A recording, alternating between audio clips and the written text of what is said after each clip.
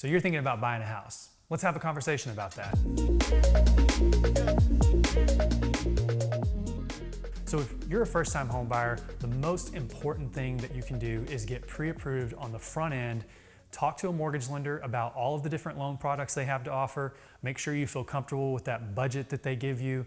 And this gives you the confidence to go out and make an offer and know that number one, your mortgage is good to go and that you feel comfortable with that monthly payment. The next thing in the process is going to be hiring a real estate agent. You're going to want to interview maybe a couple different agents, or maybe you know an agent and you trust them. You want to at least set up a consultation with them.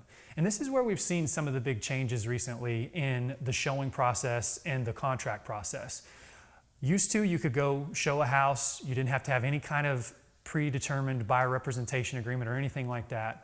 The National Association of Realtors has changed that. So if you have a real estate agent saying that you have to sign a buyer representation agreement before you can look at a property, they're not just making that up. They're not trying to force you into anything.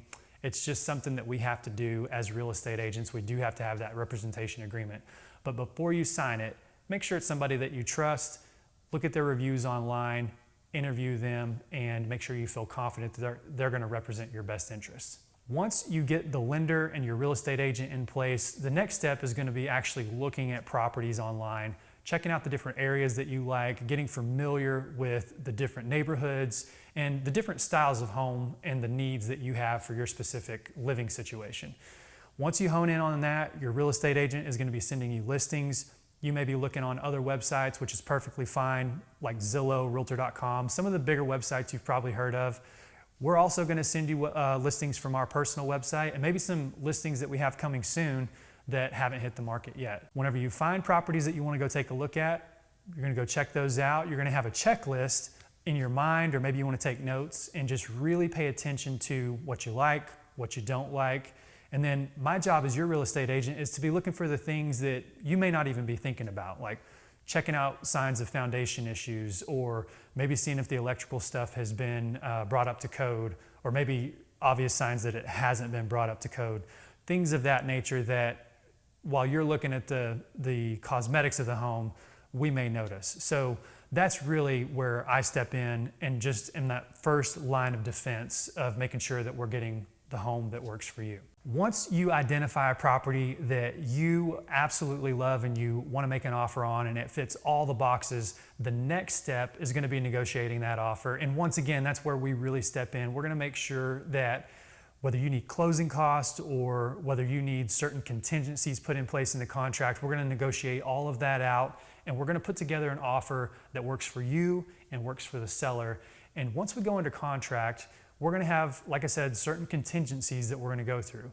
The first one is going to be the inspection period. And this is where you're going to hire a third-party inspector that's licensed through the state of Texas or Oklahoma if you're looking over across the border. And they're going to go through and they're going to look at everything from the foundation to the roof, everything in between. They're going to give you a home inspection report that itemizes everything that they found in that inspection. From there, we're going to be able to decide whether we want to address that or have the sellers address it. Maybe we need to renegotiate some things in the contract. Maybe we need to lower the sales price. There's all different ways that we can address those items that come up in the inspection report.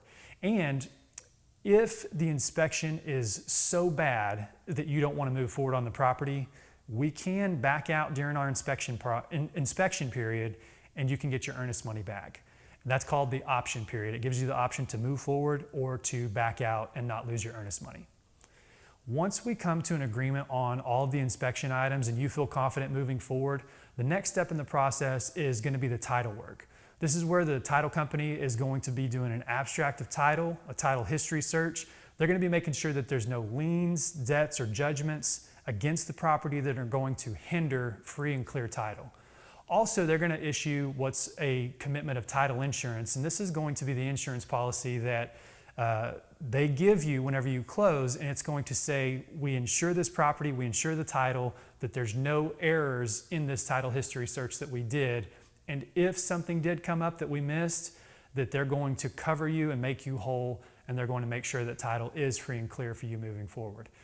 It's very rare that anything like that happens, but we always recommend you get title insurance, and we always recommend that you close with a title company. Another step in the process is going to be the underwriting process. This is where your lender is going to be asking you for some income documents that they may have asked for on the front end, and maybe they need updated documents just to verify that nothing's changed with your financial situation.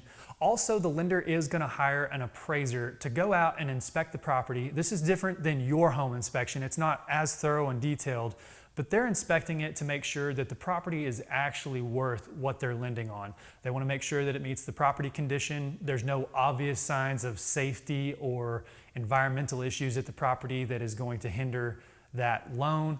They also are going to, like I said, look at comparable sales and make sure that the home is actually worth what you're paying for it. That's typically the last contingency in the home buying process. Once you make it through all of that, the lender is going to issue all of the closing documents. Their closing department is going to have the title company and their attorneys draft up the deed. And then the final step in the process is going to be doing our final walkthrough to make sure that any agreed upon repairs from our inspection period are taken care of. And it's also going to be allowing us to go through and make sure that nothing changed with the property from the time we looked at it, did our inspections, and we actually close on it. Whenever you show up at the title company for closing, they're going to ask you to bring your driver's license. You're going to sign all of the closing documents, which your lender would have given you at least 3 days in advance of showing up, so you have time to review them. We're going to sign that. We're going to sign the deed. You're going to bring your down payment. The lender's going to send their wire to fund the transaction. Once the seller signs, you sign, and the lender funds the transaction, it is a done deal and you are officially a homeowner. I know that sounds like a lot of moving parts and a lot of overwhelming information, especially if you haven't been through this process before, but I don't want you to worry about that. That's exactly what we're here to do, is to guide you through this process and make sure that your best interests are kept in mind all along the way. If you are thinking about buying or selling, be sure and reach out to us. My name's Cory with the Meals team. We would love to help you out.